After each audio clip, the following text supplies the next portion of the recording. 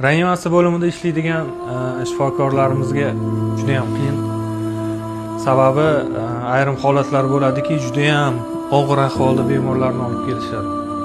Sizga ne umidlar bilan, lekin to'g'ri biz xudo emasmiz, lekin meditsinskiy tomondan olib qaraganda bemorlarimizni yaxshi bo'lishlik ehtimolligi juda ham kam bo'lgan holatlar bo'ladi. Shu paytda o'sha vaziyatlarni bemorlarning yaqin qarindoshlariga aytish yoki bo'lmasa o'sha og'ir ahvolda kelib hayotdan ko'z yumgan bemorlarimizni uydagilariga chiqib shu holat bo'lganligi haqida bemorlarga tushuntirish, bemorning yaqin qarindoshlariga tushuntirish bu juda ham og'ir narsa.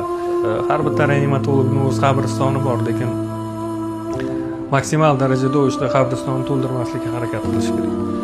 Hamma narsa abadiy emas. Har bir bemorimiz, har bir inson o'zini vaqt soati kelsa o'sha holat yuz beradi.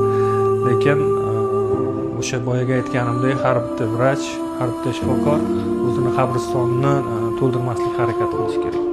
Shifokorlarga ham oson emas.